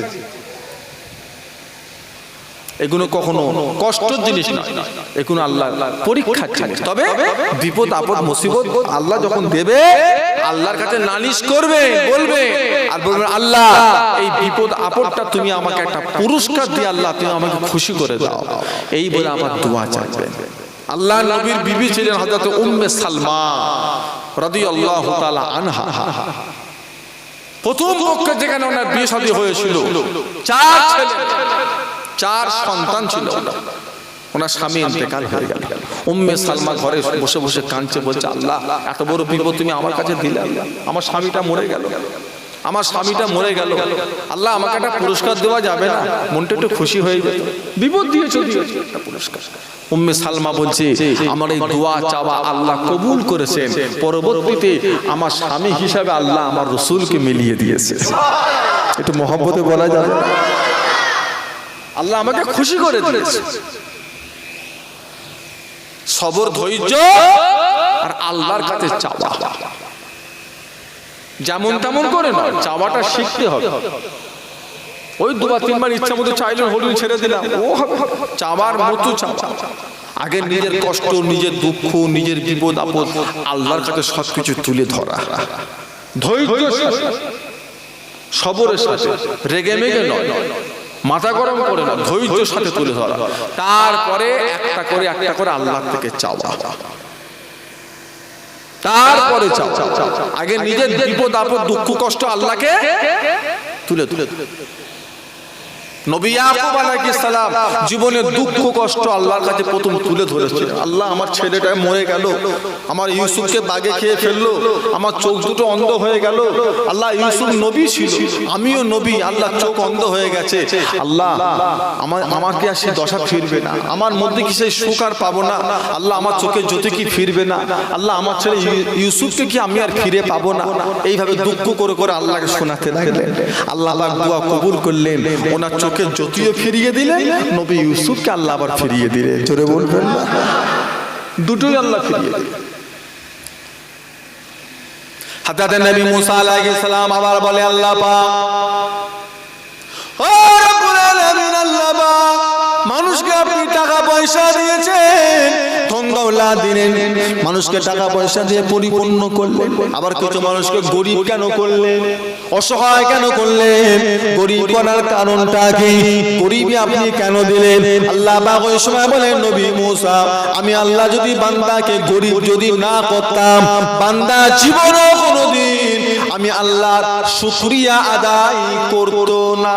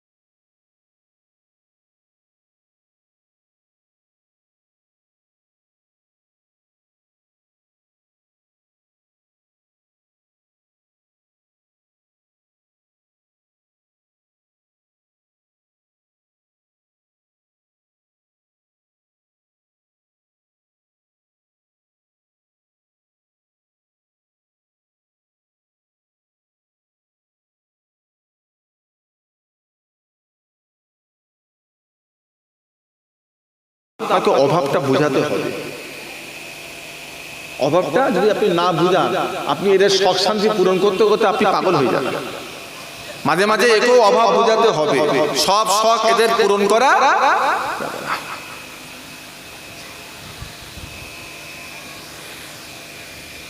হযরত নবী মুসা আলাইহিস সালাম বলছে, আল্লাহ পাক, ও রব্বুল আলামিন, আল্লাহ পাক জান্নাত তৈরি করেছেন ভালো কথা, জাহান্নাম কেন তৈয়ার করতে গেলেন? ও আল্লাহ রাব্বুল আলামিন ওই সময় বলে, নবী মুসা, আমি আল্লাহ পাক জান্নাত তৈরি করলাম, তার পাশে আবার জাহান্নাম রেখে দিয়েছি। তবে আমি আল্লাহ চাই না আমার কোনো বান্দা জাহান্নাম যাক। দুনিয়াতে যে কটা বান্দা দুনিয়ার বুকে পাঠিয়েছি, প্রত্যেকটা বান্দার নামে নামে নামে নামে আমি আল্লাহ জান্নাতে একটা করে বালাখানা তৈরি করে রেখে দিয়েছি। জোরে বলো। ওটা ফেরাউনের নামেও একটা আছে, নমরুদের নামেও একটা আছে, আবু জেহেলের নামেও একটা রয়েছে। সবার নামে আল্লাহ জান্নাতে একটা করে ঘর রেখে দিয়েছে। আল্লাহ সমস্ত বান্দা যদি জান্নাতি হয়ে যায়, আমার আল্লাহ জান্নাতে কোনো কষ্ট হবে না। জোরে বলো। ও নবী মুসা, তবে আমি আল্লাহ পাক জাহান্নাম কেন তৈয়ার করেছি শুনে রেখে দাও। আমি আল্লাহ যদি বান্দাকে জাহান্নামের ভয় না দেখাতাম, জাহান্নাম যদি তৈরি যদি না করতাম, বান্দা মারামারি কাটাকাটি হানাহানি খুনাখুনি মেরে নেওয়া কেটে নেওয়া লুটে নেওয়া মানুষের প্রতি অন্যায় অবিচার করা গীবত গিল্লা চগলগড়ি করা মানুষের আমলের মানুষের জিনিসের খিয়ানত করা আমানতের খিয়ানত করা বান্দা এসব সব ভরপুর হয়ে যেত। মানুষ আমি আল্লাহকে জীবনও কোনোদিন ভয় ডর তারা জীবনও করতো না। সত্য না মিথ্যে গো? জাহান্নাম তৈরি আছে না নেই? তা তো গুন্ডামি শয়তানি বাদরামি কম না বেশি? আর না থাকলে কি হতো? না থাকলে ঠিক আছে তো তুই হাহু দেন না থাকলে ঠিক আছে তো উনি একটা পার্টি করে উনি একটা পার্টি করে। তোর যদি পার্টি করার একটা অধিকার থাকে ওর একটা অধিকার আছে। ওনাকে আমার পার্টি করতে, আরে কেন কেন তুই তোর মতো কর আমি আমার মতো করি না, ও অন্য পার্টি করে করে ওকে আমার করে ওই ব্যাচের মতো করেছে। এখন কারণ বশত জিতে গেছে, যেই জিতে গেছে অমনি হাম দে 50,000 দে। তোকে বললো না আমার পার্টি কর করলি না দে 50,000 দে। ওর ঘরে খাওয়া হচ্ছে কি না হচ্ছে দেখা দরকার। গরিবী সংসার, অটো চালিয়ে খায়, টোটো চালিয়ে খায়, চাষ করে খায়, পরের দোকানে সেলসম্যানগিরি করে খায়, দেশে বিদেশে খেটে খুটে মাসে 10-12 হাজার টাকা ইনকাম, ওই টাকা সংসার পাতি চলে খায়। ওর ঘরে কি করে ইফতার কিনা হবে, কিভাবে রোজা যাবে, কিভাবে ঈদের জামা কাপড় হবে, ওরও সংসার। তুই আমার পার্টি করলি না কেন? 50 টাকা ফাইন। জাহান্নাম আসে না? না, জাহান্নাম আছে। তাতেও যদি এই হয়, না থাকলে কি হতো? বেশি মানে কি বলছে না, সামান্য বেশি। কিছু কিছু ছেলে মেয়ে মা বাবাকে মারে মারে ঘাট ধরে ঘর থেকে বার করে দেয়, বার করে দেয়। কিছু কিছু ছেলে বলে নিজের বইয়ের সামনে মাকে বাপকে অপমান করে, ছোট করে। চুপ করো, অত কথা বলো। কিছু কিছু ছেলে পুলে আছে, হ্যাঁ আল্লাহ পাক বলেছে তোমাদের মা বাপ আমি আল্লাহ তাদেরকে তোমাদের জন্য রব করে পাঠিয়েছি। রব রব্বে হামহুমা কামা রব্বায়ানি সাগীরা। আল্লাহ নিজেকেও রব বলছে, ছেলে পুলেদের কাছে তাদের মা বাপকেও আল্লাহ কি বলে সম্বন্ধ করছে? রব। রব মানে পালন কর্তা। আল্লাহ বলছে আমিও তোদেরকে পালন করেছি তোর মায়ের পেটে, আর আসার পরে তোদের করে পালন করেছে তোর। আল্লাহ নিজেকেও বলছে রব, আমি রব, আমি তোদের রব, সব সময়ের জন্য রব। কিন্তু একটা সময়ের জন্য তোদের মা বাবা কিন্তু তোদের জন্য রব ছিল। রব আল্লাহ যাদেরকে এত শান শওকত দিয়ে কুরআন পাকে যাদের বর্ণনা দিলেন, কিছু নেমো খারাম ছেলে যদি সেই মা বাপকে মারে, এত জেনো জাহান্নাম না থাকলে এরা কি করতো?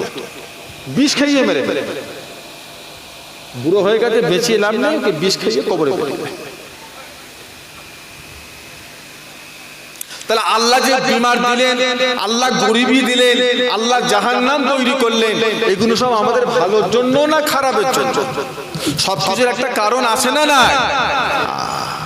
আল্লাহকে ভয় করে। কাল কিয়ামতের ময়দানে মাহশারে আল্লাহ পাকের কত গুণী বান্দা বান্দি মতির মেম্বারে বসে আরশ পাকের ছায়ার নিচে জান্নাতি খানা নিয়ে তারা খেতে ব্যস্ত থাকবে।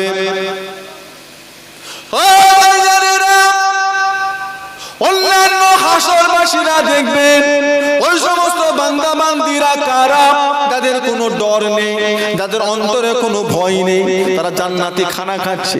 এদিকে মাথার আধা দুপুরে সূর্য, মাথার ঘিনু টকবক টকবক করে ফুটে ফুটে, কারণ না দিয়ে চোখ দিয়ে গলে গলে পড়ছে। ওদের কোনো ভয় নেই। ওরা কারা? হাসরবাসীরা আল্লাহকে জিজ্ঞাসা করে, আল্লাহ ওরা কারা? ওদের এত আনন্দ কিসে? আজকে আমাদের প্রত্যেকের অন্তর ভয়ে ছোট হয়ে আছে। ওদের তো কোনো ভয় নেই। ওরা কারা? আল্লাহ পাক ওই সময় বলবেন, ওরে আমার বান্দা বান্দিরা, ও হাসরবাসীরা, ওরা হলো দুনিয়ার বুকে আমার রোজাদার বান্দা বান্দিরা। তোমরা দুনিয়ায় খেয়ে খেয়ে বেরিয়েছো, রোজার মাসে রমজান মাসে খেয়ে খেয়ে বেরিয়েছো। আল্লাহ আমি আল্লাহর হুকুম তোমরা মানো না, ইচ্ছা মতো চলাফেরা করেছো।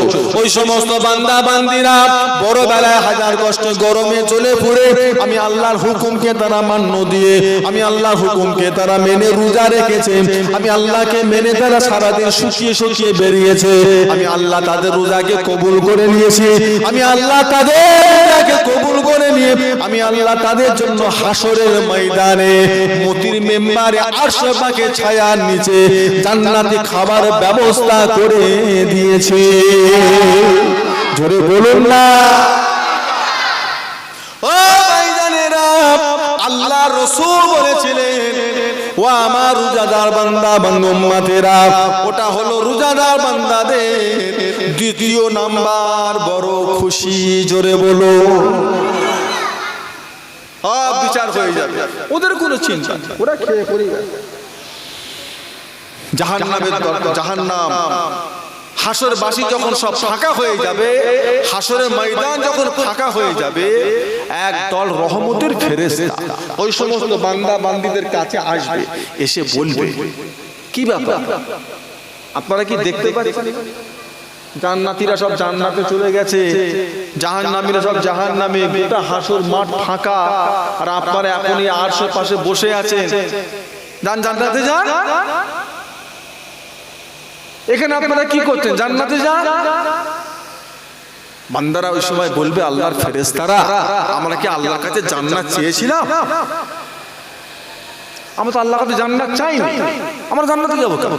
যারা নামাজ পড়েছে, রোজা রেখেছে, জিকির ফিকির করেছে, মুরাকাবা মুশাহিদা করেছে, তাদের উপর আল্লাহ রাজি খুশি হয়ে আল্লাহ তাদেরকে জান্নাত দিয়েছে।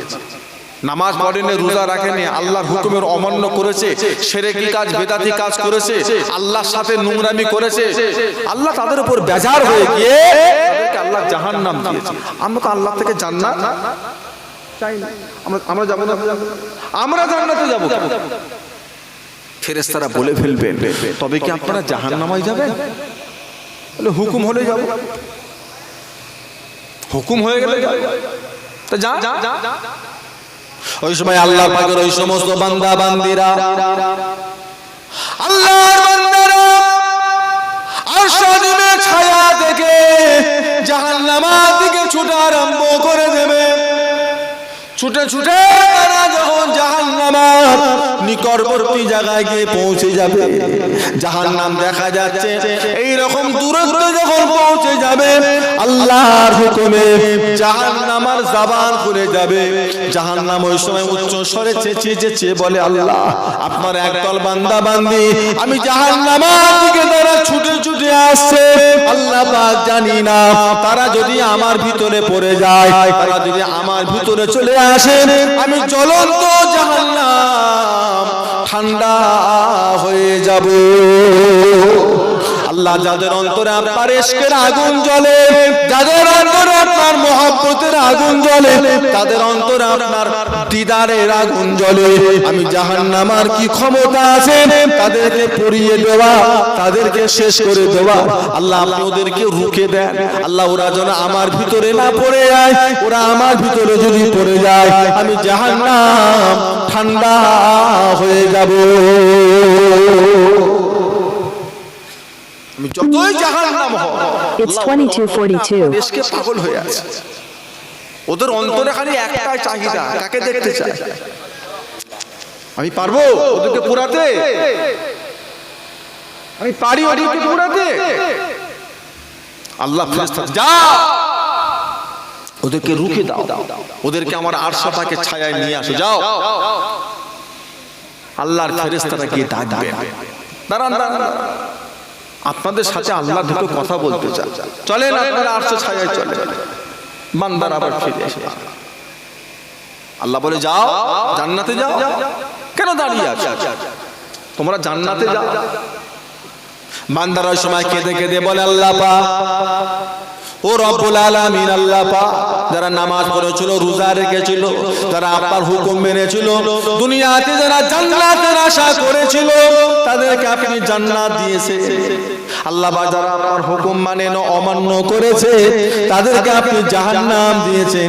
আল্লাহ আমরা কি দুনিয়ার বুকে আপনার কাছে জান্নাত চেয়েছিলাম, আমরা জান্নাতে যাব না।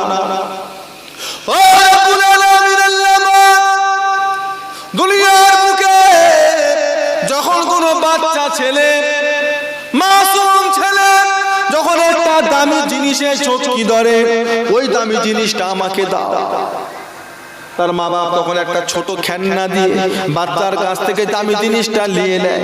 দামি জিনিসের কথা বাচ্চাকে ভুলিয়ে দেয় ছোট একটা খেলনা দিয়ে। ও রব্বুল আলামিন আল্লাহ পাক, আমাদের মনে সেই আশা, আমাদের মনে সেই চাওয়া কি আপনি জান্নাত দিয়ে কি ভুলিয়ে দিতে চান? আল্লাহ আমরা জান্নাতে যাব না, আমরা আপনার থেকে জান্নাতের আশা করি না, আমরা জান্নাতে যেতে পারবো না। আল্লাহ আপনি হলেন সামিউম বাসির, আমরা কি চাই না চাই সেটা আপনি খুব ভালো জানেন।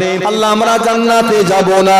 আল্লাহ পাক ওই সময় বলবেন, ওরে আমার বান্দা বান্দীরা, ওরে আমার বান্দা বান্দীরা, তোরা কি জানিস না আমি আল্লাহর দিদার পাবে কারা, আমি আল্লাহকে দেখবে কারা, আমি আল্লাহ পাকের দিদার পাবে কারা, আমি আল্লাহর দিদার পাবে আমার নামাজদার বান্দা বান্দীরা। ও আমার হাসরবাসীরা, তোমরা কি জানো না আমি আল্লাহ দিদার পাবে কারা, আমি আল্লাহ দিদার পাবে আমার রোজাদার বান্দা বান্দীরা। আমি আল্লাহ তাদের নামাজ কবুল করব, রোজাকে কবুল করব, তাদের দান খায়রাত জিকির ফিকিরকে কবুল করে নিয়ে আমি আল্লাহ তাদেরকে আমার দয়া জান্নাতবাসী করে দেব। আমি আল্লাহ দয়া জান্নাতবাসী তাদেরকে করে দেব। আমি আল্লাহ সমস্ত জান্নাতবাসীকে আমি আল্লাহর দিদার দিয়ে দেব। মহব্বতে বলা যাবে না? দরুদ শরীফ আল্লাহু সাল্লি আলা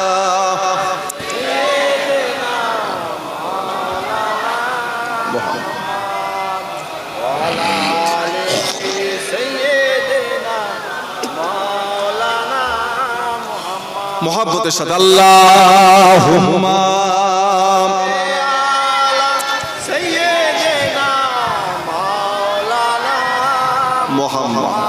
ওয়ালা আলি সাইয়্যিদিনা মাওলানা মুহাম্মদ।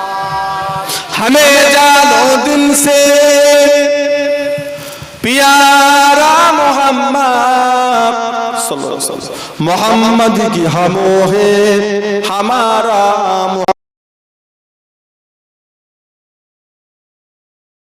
कबू तक रहेगा पर्दा हमारा तुम्हारा मोहम्मद। अल्लाहुम्मा सल्ली अला सय्यिदिना मौलाना मुहम्मद वाला आलि सय्यिदिना शफियाना हबीबाना। सदा है महाशर में लब्बाइक लब्बाइक, जहाँ उम्मतों ने पुकारा मोहम्मद, शफाअत की है मुंतज़िर अहले महशर, कि अब करते हैं कुछ इशारा मोहम्मद। हमें जानो दिल से प्यारा मोहम्मद, मोहम्मद की हमो है हमारा मोहम्मद। अल्लाहुम्मा सय्यिदिना शफीअना मुहम्मद वाला आलि सय्यिदिना माওলানা। আমার দিনদার ইমানদার নেককার আল্লাহওয়ালা বাবাজিরা, আমার দোস্তরা বন্ধুরা ভাইজানেরা, বয়স আর যেখানেই আছে থাক, আল্লাহর মহব্বত, আল্লাহর হাবিবের মহব্বত, এই দুটো কখনো ছাড়া যাবে না। নামাজ পড়া 5 ওয়াক্ত ফরজ, রোজা রাখা বছরে একবার, এক মাস পর, যাকাত দেওয়া বছরে একটা টাইম, সমস্ত টাকার হিসাব করে যাকাত দেওয়া ফরজ। আল্লাহ রাসূলের মহব্বত নিজের অন্তরে রাখা ঈমানের সাথে, এটা প্রত্যেকটা মুসলমানের জন্য এটা 24টা ঘন্টাই হলো এটা ফরজ। এটা কখনো ছাড়া যাবে না। ধনী ব্যক্তি তার আরো টাকা দরকার, আরো টাকা দরকার, সে আরো কি করে করবে সেই নিয়ে সে চিন্তায় ব্যস্ত। আর যে গরিব অসহায় তার সারা জীবন একটাই, আমার পয়সা নেই, আমার টাকা নেই, আমার সে ও টাকার চিন্তায় পাগল, এর দুশ্চিন্তায় পাগল। কথা ঠিক না ভুল? ও টাকা টাকা করে ওর আরো লাগে, যার নেই সেও চিন্তা মুক্ত, সে দুশ্চিন্তা। আল্লাহ চলবে কি করে, আল্লাহ হবে কি করে। ওমা মিন দাআবাতিন ফিল আরদি ইল্লা আলাল্লাহি রিজকুহা। আল্লাহর কোরআন। আসমানের নিচে আর জমিনের উপরে যত মখলুক আছে, সমস্ত মখলুকের রিজেকের জিম্মাদার কে নিয়েছে? আল্লাহ। কে? আল্লাহ। আপনি চিন্তা করছেন কেন? আপনি এত ঘাবড়াচ্ছেন কেন? রিজেকের দায়িত্ব কি আল্লাহ কোনো ফেরেশতাকে দিয়েছেন? জান কবজ করার দায়িত্ব একটা ফেরেশতার আছে না? নবীদের কাছে ওহী নিয়ে আসার লেগে একটা ফেরেশতার দায়িত্ব ছিল না? ছিল। কোথায় কখন পানি দরকার না দরকার, মেঘকে কখন কোন দিকে ঠেলে ঠেলে নিয়ে যেতে হবে, এই দায়িত্ব একটা ফেরেশতা আছে। কি কি অন্যায় করছি, নেক কাজ করছি, এই দায়িত্ব ফেরেশতা। কিন্তু রিজেকের দায়িত্ব কে নিয়েছে? কি বুঝলেন? রিজেকের দায়িত্ব যদি আল্লাহ ফেরেশতাদের দিত, বেনামাজি করে না খেয়ে গলা টিপে নামাজ পড়বে, শুধু গিলবে, খাবে, তোর খাবারও দরকার নেই। আল্লাহ জানে এই দায়িত্ব ফেরেশতাদের দিলে আমার বান্দাদের অর্ধেক দিন ইবাদত করবে, পাবে, না করলে। ওই জন্য আল্লাহর রিজেকের দায়িত্বটা আল্লাহ নিজে নিয়েছে। রিজেকের দায়িত্ব আল্লাহ কোন ফেরেশতাকে দেয় না। বুঝলে? আপনি চিন্তা করছেন কেন? আপনি নামাজ ছেড়ে, রোজা ছেড়ে, হজ ছেড়ে, জিকির ফিকির ছেড়ে, মা বাবার খেদমত ছেড়ে খালি হই হই করছেন কেন? না টাকা দরকার, পয়সা দরকার, এই দরকার, সব সব। তবে শোনে, দুনিয়ায় যদি আপনি অল্পতে খুশি হতে পারেন, কিয়ামতের ময়দানও আপনার অল্প ইবাদতে আমার আল্লাহ খুশি হয়ে যাবে। আর দুনিয়ায় যদি বলেন আল্লাহ আমার এইটুখানি হচ্ছে না, আরো লাগবে, হয়তো আল্লাহ দেবেন, কিন্তু কিয়ামতেও কিন্তু আল্লাহ এইটুখানি আর দেবেন আর তোকে এত দিলুন, আর টাকা বেশি, দায়িত্ব বেশি, টাকা কম। আপনি পয়সাওয়ালা মানুষ, ধনী মানুষ, আপনার পাড়ায় একটা লোক না খেয়ে মরে যাচ্ছে, এই দায়িত্ব, এই যে হিসেব, কেন মরল, কোথা ছিলিস, কিয়ামত আল্লাহ ধরবে। আপনার এলাকায় একটা মহিলা, মেয়ে ছেলে, দুটো বোন, বাপটা মারা গেল, শিয়ানা যুবক যুবতী মেয়ে, বাপটা মরে গেল, পয়সার অভাবে ওই মেয়েটা একটা নোংরা কাজে নেমে গেল। আপনি পাড়ার একটা ধনী ব্যক্তি, নামাজ পড়ছেন, ঘরে যাচ্ছেন, কোনো লক্ষ্যই নেই, ও কেন নামলো, এই হিসেব কিন্তু আল্লাহ আপনার কিয়ামতে নেবে। তুই থাকতে নামলো কেন? এক সপ্তাহ, দু সপ্তাহ পরে, বাপটার ইন্তেকালের 1 বছর পরে ওই মেয়েটা একটা পাড়ার একটা অন্য ছেলের হাত ধরে চলে গেল। গোটা পাড়ার লোক বদনাম, একদম জাতের কলঙ্ক মেয়ে। এর মাটা একদম ভালো না, কি বিহায়া মেয়ে দেখলি, পাড়ার একটা ছেলের হাত ধরে চলে গেল, কি নোংরা। কেন গেল? কেন গেল? একবারও খবর নিয়েছে? খাওয়া হতো কি না হতো? ওর বিয়ে শাদীর লেগে আপনি কত চিন্তা করেছেন যে আল্লাহর বাপটা নেই, আমরা পাড়ার কিছু লোক আছি, একটা বিয়ে শাদীর ব্যবস্থা করে দিতে হবে? কখনো চিন্তা করেছেন? ও আর যেই চলে গেল, যাবে তো, কি করবে? ও তো জানছে যে আমার কেউ নেই, তো ওর বাপ নেই, ও চাচারা দায়িত্ব নেই, পাড়ার লোকেরা দায়িত্ব নেই, ও তো কিছু একটা করতে হবে। কথা সত্য না মিথ্যে? ওর কিছু একটা দরকার, কি করবে? ঘরে শুয়ে শুয়ে, ঘরে বসে বসে বুড়ি হয়ে যাবে, নিজের যৌবনটাকে শেষ করে ফেলবে। চলে গেছে, বেরিয়ে চলে গেছে, আর তখন আপনারা গীবত করার সুযোগ পেয়ে গেলেন। গীবত করা মানে কি? গীবত করা মানে কি? পরের দোষ ত্রুটিগুলো লোকের কাছে প্রকাশ করা, না আমি গীবতকারী আমার একটা নিজের দোষ লোকের কাছে প্রকাশ করা? কোনটা প্রকাশ হয়? পরের দোষ না নিজের দোষ? পরের দোষ। আমি যদি আমার পাড়ার গীবত যদি আপনার পাড়ায় এসে যদি করি, তার মানে আমি আমার পাড়ার ভুল ত্রুটিগুলো আপনার কাছে প্রকাশ করলাম, না আমি একটা গীবতকারী এটা প্রকাশ করে দিলাম? একটু হা হু দেন। গীবত করা মানে পরের দোষ ত্রুটি প্রকাশ করা না, নিজের যে একটা বদ অভ্যাস খারাপ গুণ আছে, ছেঁচড়ামি একটা মুনাফিকি গুণ আছে, ওই গুণটা আমি, তাহলে আপনাকে সাবধান হতে হবে। ও যখন ওই বাড়ির কথা যখন আমাকে এসে বলছে, তাহলে আমার কথা ও বলছে, আমি কাউকে ওষুধ তোকেই বলছি না, ওটা ওর স্বভাব, ওটা ওর স্বভাব, ওটা ওর আখলাক। গীবতকারী কবরের আশা, আল্লাহর নবী কবরের উপর থেকে বুঝতে পেরেছে, তাই বলে যায় এলাকার গরিব দুঃখীদের পাশে দাঁড়াবে, নামাজ পড়ে আলহামদুলিল্লাহ পাশে দাঁড়াবে, মাঝে মাঝে তাদের কবরস্থানগুলো জিয়ারত করবে, তাদের জন্য আল্লাহর কাছে দুটো হাত ধরে দোয়া চাইবে, তাদের আর কিচ্ছু নেই।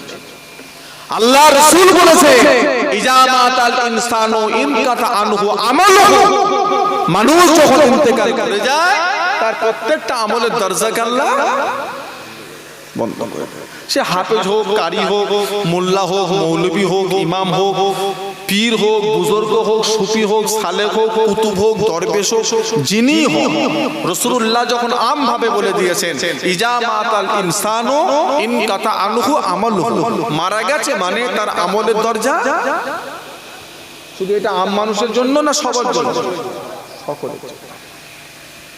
একটা হাফেজ সাহেব মারা গেছে, ও যদি কবরে গিয়ে প্রত্যেকদিন যদি এক খতম করে কোরআন শরীফ পড়ে, আর তো কোনো কাজ কিছু নেই, ফেরেশতা নেকি লিখবে, কেরামান কাতিবিন নেকি লিখবে কি? না। যেই দমটা ছুটে গেছে অমনি কেরামান কাতিবিন ফেরেশতা খাতার শেষে সমাপ্ত বলে আল্লাহর কাছে জমা দিয়ে ও খাতার কিয়ামতের আগে ওই হয়ে গেল, ওই হয়ে গেল।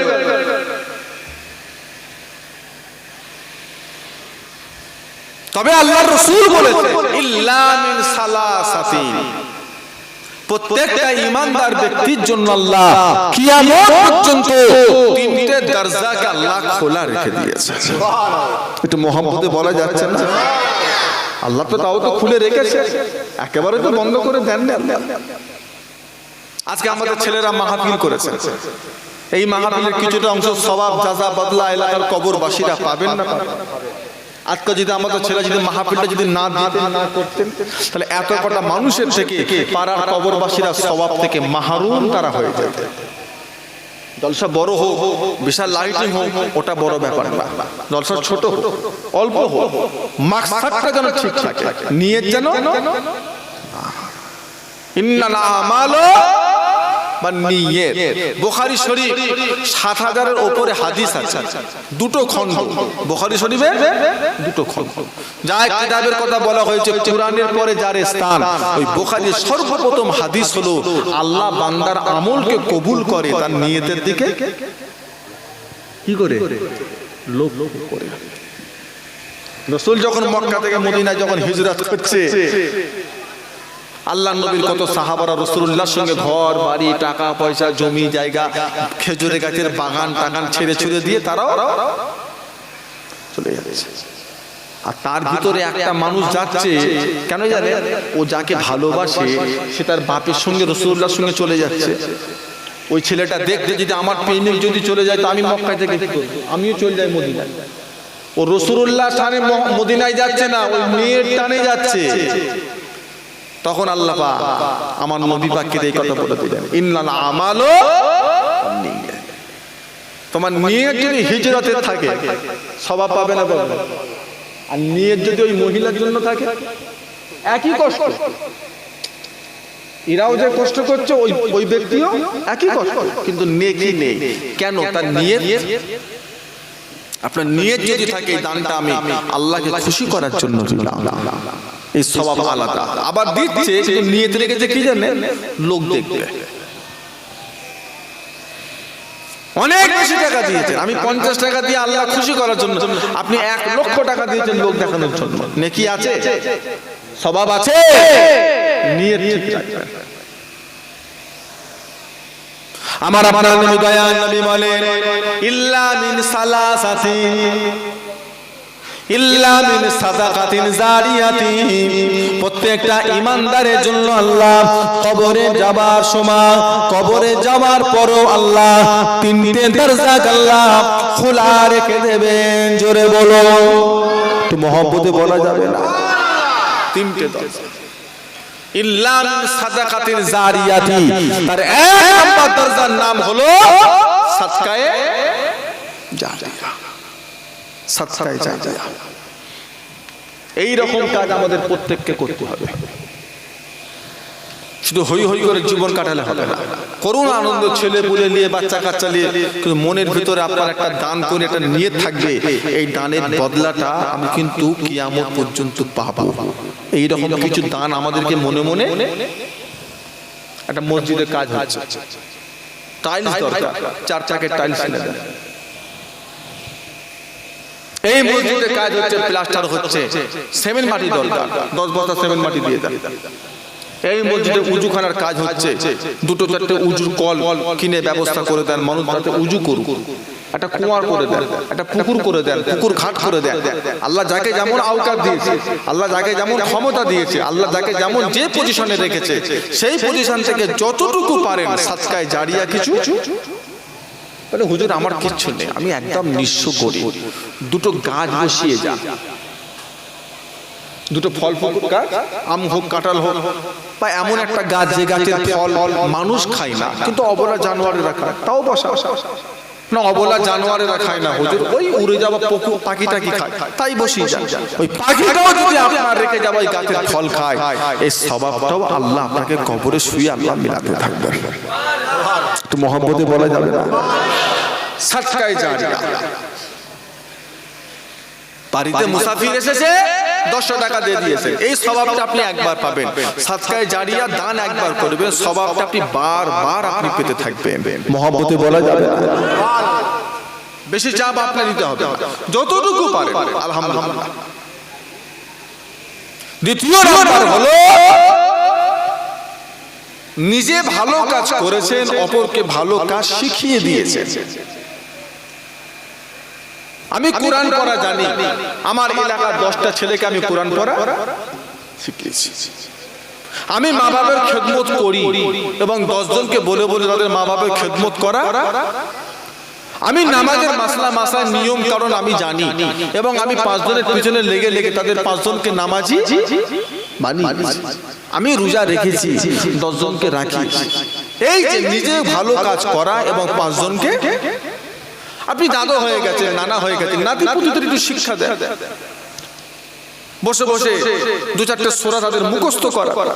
সেই তো ঘরে বসে আছে, নাতি পুতিকে ডেকে বাবা সূরা ফাতিহা পড়, নাস ফালাক পড়, ইখলাস পড়, পড়ালে শিখালে।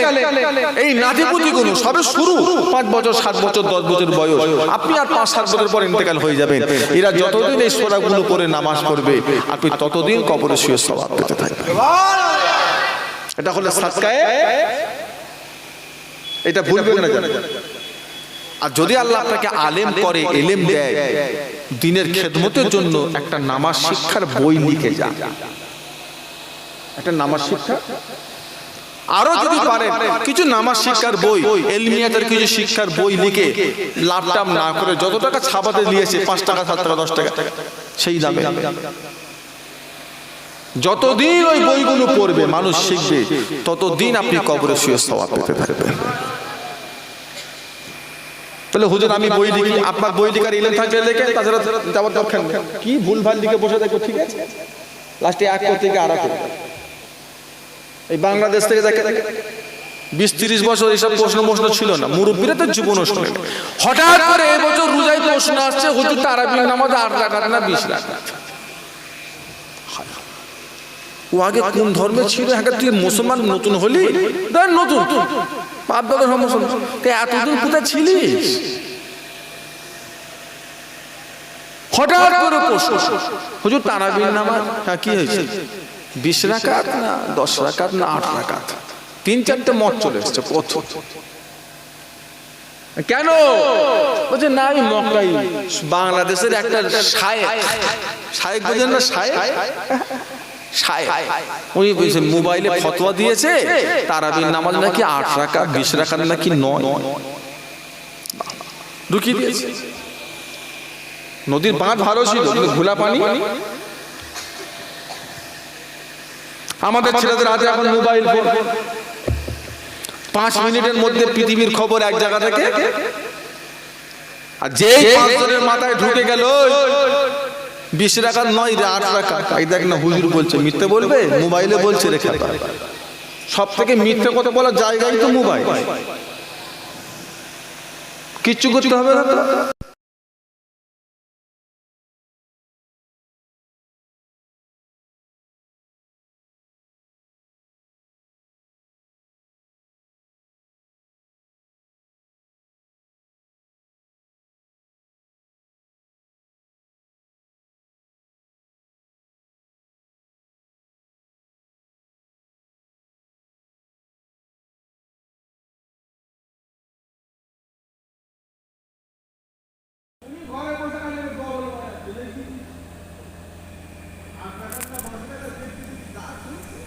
সূরা ফাতিহা আসছে না জোরে লিখে দিয়েছি, আমিন আসছে না জোরে, নাভির নিচে না নাভির ওপরে না বুকেতে, কি বলছে লিখে দিয়েছি।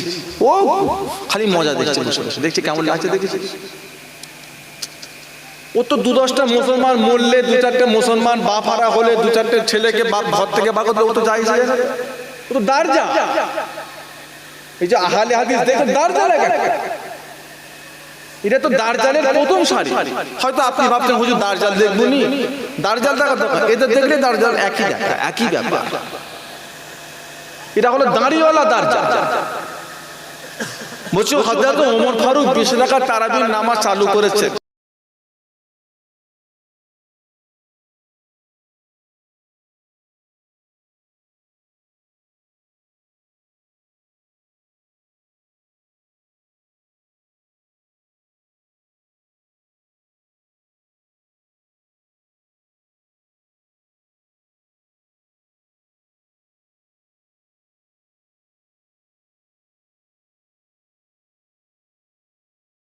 আল্লাহ রাসূল বলেছেন আসহাবিকান নুজুম, ইক্তেদাইতু